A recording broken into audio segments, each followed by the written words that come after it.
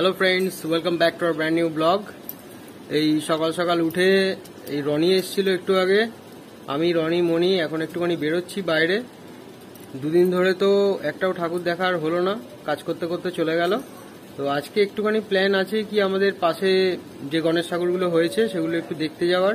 তো এখন একটু বেরোই, তারপর এখন দেখি কি সন্ধ্যেবেলা দেখি, আপডেট তো দেবো নিশ্চয়ই। কি অবাক হচ্ছেন নাকি? এটা আবার কার স্কুটি কোথা থেকে নিয়ে চলে এলাম? এটা অ্যাকচুয়ালি আগের দিনকে দেখালাম, সুজিত আমার যে ফ্রেন্ডটা নতুন স্কুটি কিনেছে ওই স্কুটিটাই এটা। আমি সবসময় অ্যাক্টিভা চালাই, আজকে একটুখানি মনে হলো এনটর্কটা চালাই। অ্যাকচুয়ালি এটা এনটর্কের এক্সপি এডিশন, সব থেকে দাম বেশি এটারই, যত স্কুটি আছে 125 সিসির মধ্যে।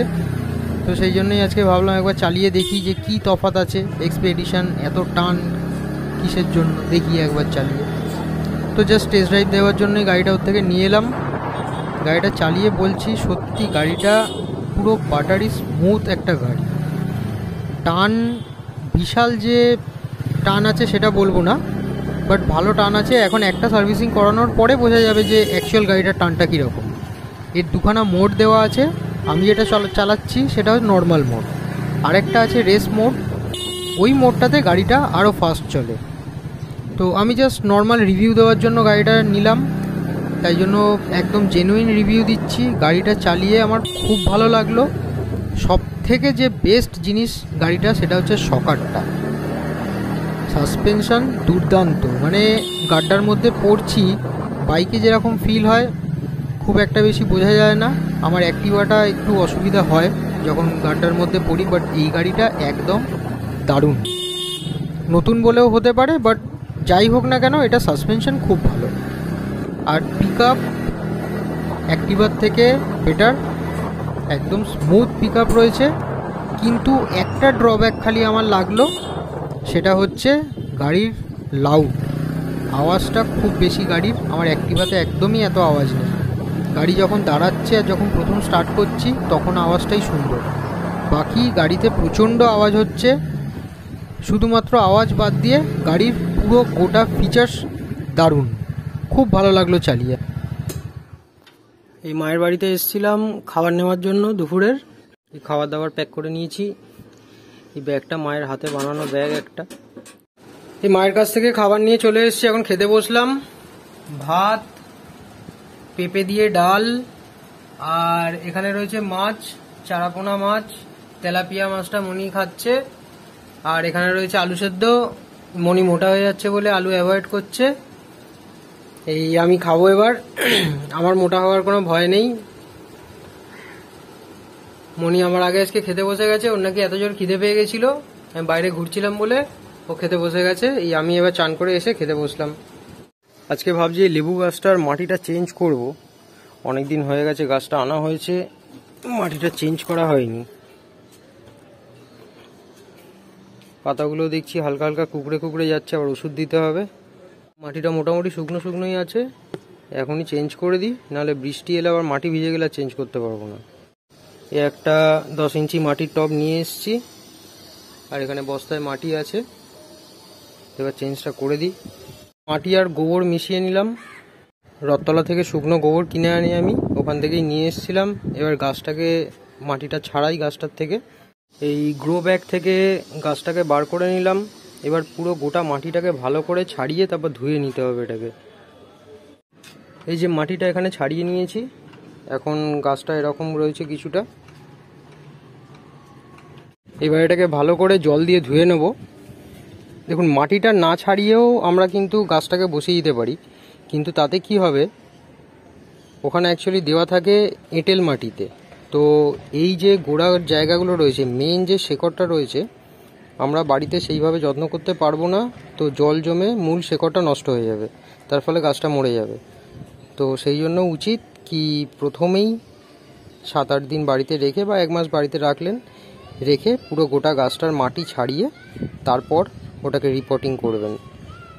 যদি ওদের মাটি সমেত গাছটা লাগিয়ে দেওয়া হয় তাহলে বাড়িতে গাছটা মরে যাবে।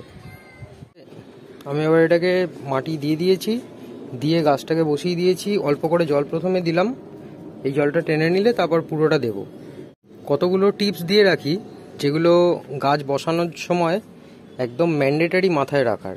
1 নম্বর হচ্ছে, যদি মাটিতে সার ইউজ করেন তাহলে সারের লেয়ারটার ওপরে আর কিছুটা মাটি দিয়ে দেবেন, যাতে শেকড়টা ডিরেক্টলি সারের সঙ্গে প্রথম যখন গাছ বসাচ্ছেন একদমই টাচ না হয়। মানে শেকড়টা যখন টাইট হয়ে যাবে তারপর যখন বাড়বে তখন যাতে সারটা পায়, না হলে গাছ কিন্তু মরে যেতে পারে। 1 নম্বর। 2 নম্বর হচ্ছে, মাটিটায় এই যে জল দেবেন, এখনও পর্যন্ত জলটা দেখুন তলা দিয়ে বেরোচ্ছে না। ততক্ষণ পর্যন্ত জল দেবেন যতক্ষণ না পর্যন্ত তলা দিয়ে জলটা বেরোচ্ছে, তাহলে বুঝতে পারবেন ড্রেনেজ সিস্টেমটাও ঠিক আছে। আর জলটা কেন দেওয়া হয় প্রথমে পুরোটা, তার কারণটা হচ্ছে মাটিটা যখন শেকড়ের ওপরে দিচ্ছি, প্রত্যেকটা শেকড়ের তলাতে মাটি ঠিকমতো ঢোকে না, এটা ওখানে একখানা দূষিত বায়ু একটা জমতে থাকে, যেহেতু ওই জায়গাটাতে কোনো মাটি থাকছে না। তো এই এয়ারটা আস্তে আস্তে করে গাছের রুটটাকে নষ্ট করে দেয়। তার ফলে যখন জল দেবেন ভালোভাবে জল দেবেন, যাতে পুরো ড্রেনেজ সিস্টেম দিয়ে একদম নিচ দিয়ে জলটা বেরিয়ে যায়। এটা ছিল 2 নম্বর। আর 3 নম্বর হচ্ছে, যে সমস্ত গাছের দেখবেন মূল শিকড় মোটা রয়েছে, মানে আলাদা করে যাচ্ছে, কিছু জবা গাছে থাকে যেগুলো মূল শিকড় মোটা করে নিচে যায় না, পুরোটাই ঝুড়ি ঝুড়ি শিকড় থাকে, তো সেই গাছগুলো আপনি ডিরেক্টলি মাটি যেভাবে আনছেন সেভাবে বসিয়ে দিলে কোনো অসুবিধা নেই। কিন্তু যেগুলো মূল শিকড় মোটা থাকে সেই গাছগুলো ডেফিনেটলি ওই মাটিটা ছাড়িয়ে নেবেন, তার কারণ ওরা দেয় এঁটেল মাটি। জল ওই জায়গাটা আস্তে আস্তে করে বসতে বসতে পুরো গাছটাকে পচিয়ে দেয় রুট থেকে, তার ফলে গাছটা মরে যায়। সেই জন্য ওই মাটিটাকে ছাড়িয়ে নেওয়া আবশ্যক একদম। আর 4 নম্বর পয়েন্ট হচ্ছে, এবার গাছটাকে কোথায় রাখবেন। যেখানে গাছটা এতদিন ধরে রোদ্দুরে ছিল একদমই 7 দিন রাখবেন না। এই গাছটাকে একদম, আমি এই যে ছাদের সিঁড়ির যে শেডটা রয়েছে একদম ওই তলাতে দিয়ে দেবো, যাতে রোদ্দুর খুব কম আসে, না এলেও কোনো ব্যাপার নয়, 7 দিন পর্যন্ত রোদ্দুর থেকে বাঁচিয়ে রাখবেন। কারণ অনেকে এই টাইমটাতে কি হয়, গাছটা যেভাবে ছিল মাটি ছাড়ানোর ফলে কিছু শিকড় নষ্ট হয়, তার ফলে যে খাবারটা রোজ গাছটা নিতে পারছিল সেটা নিতে পারবে না, এর ফলে রোদ্দুরের তেজটা সহ্য করতে পারবে না, গাছটা মরে যাবে। তো এই 4টে পয়েন্ট যে আমি বললাম, 4টে ফলো করবেন, দেখবেন আপনার কিনে আনা গাছ যদি লাগানোর পরে মারা যায় আর এই সমস্যাটা হবে না।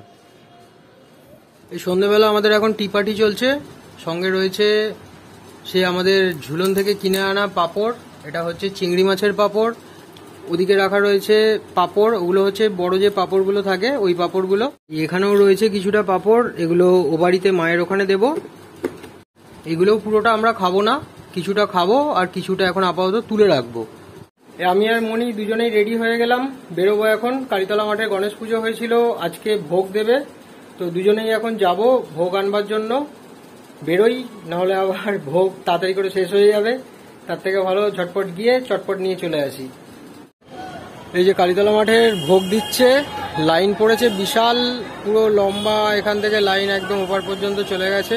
মনি দাঁড়িয়ে আছে এখন লাইনে, আমি লাইনের বাইরে দাঁড়িয়ে ভিডিও করছি। ওই যে ওদিকে ঠাকুরটা রয়েছে, এখনো ভোগ দেওয়া চালু হয়নি, চালু হলে কমে যাবে ভিড় আস্তে আস্তে করে, তো লাইন দিয়ে রাখলাম এখন। এই যে এখানে ঠাকুরকে ভোগ দিয়েছে, এই যে এদিকে ভোগ দেওয়া স্টার্ট হয়ে গেছে, ভোগ দেওয়া চলছে এদিকে। লাইন আস্তে আস্তে করে অনেকটা কমেছে, আবার অনেকে নতুন এসছে।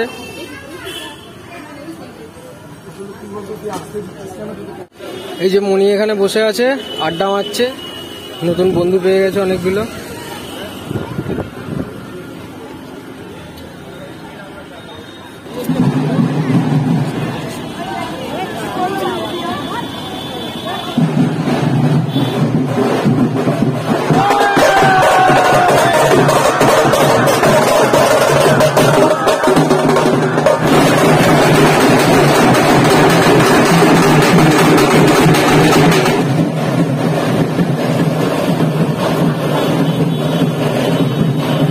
এই মনিদের বাড়িতে এসেছিলাম একটুখানি ভোগ দেওয়ার জন্য, কিছুটা আমাদের বাড়িতে রাখলাম, কিছুটা এখানে দিয়ে গেলাম।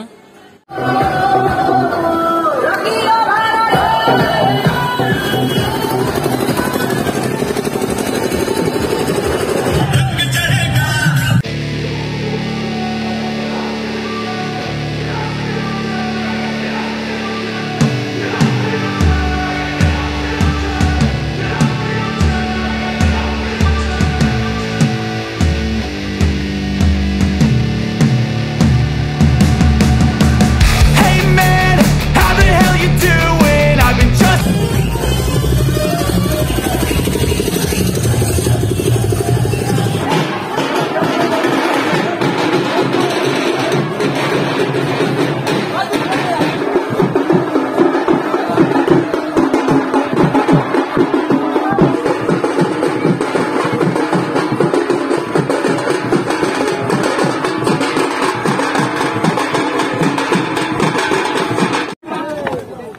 তো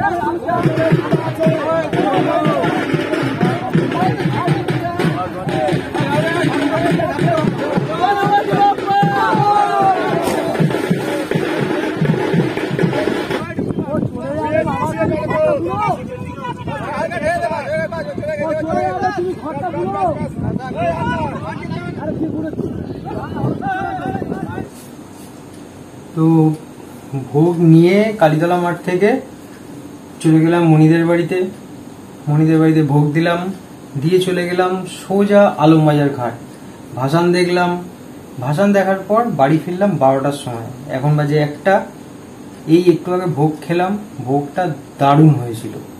মানে ভোগে আমি একটা জিনিস বুঝতে পারি না, আমরা যখন বাড়িতে এমনি নর্মাল রান্না করি টেস্ট করে দেখি রান্নায় নুন হচ্ছে কিনা, ঝাল হচ্ছে কিনা, বাট ভোগে কোনো কিছু টেস্ট করে না। কিন্তু প্রত্যেক কটা যতগুলো পুজোর ভোগ খেয়েছি সব কটা পুজোতে ভোগ চরম হয়। আজকের ভোগটাও দারুণ হয়েছে। আর পোলাওতে বেশিরভাগ টাইমে চাল একটু কাঁচা কাঁচা থেকে যায়, মানে একটুখানি শক্ত থাকে, আজকে সেটাও ছিল না। আমার দারুণ লাগলো, আলুর দমটা ফ্যান্টাস্টিক হয়েছিল। থ্যাংক ইউ রিজু ভোজু ডেকে আমাকে দেওয়ার জন্য, না হলে আমি আজকে জানতেও পারতাম না যে ভোগ দিচ্ছে বলে। খুব ভালো লাগলো ভোগ খেয়ে। যাই হোক, এখন 1টা বেজে গেছে, এবার শুতে যাব। ব্লগটা এখানে এন্ড করছি। গাছে জল দেওয়া হয়ে যাবে, দিয়ে সোজা শুয়ে পড়বো। যদি ব্লগটা ভালো লেগে থাকে তাহলে প্লিজ একটা লাইক করে দেবেন। আর যদি চ্যানেলে নতুন হয়ে থাকেন তাহলে চ্যানেলটা সাবস্ক্রাইব করতে একদম ভুলবেন না, আর নোটিফিকেশন বাটনটা অন করতে তো একদম ভুলবেন না। ঠিক আছে, দেখা হচ্ছে আবার পরের ব্লগে। ততক্ষণ পর্যন্ত টাটা।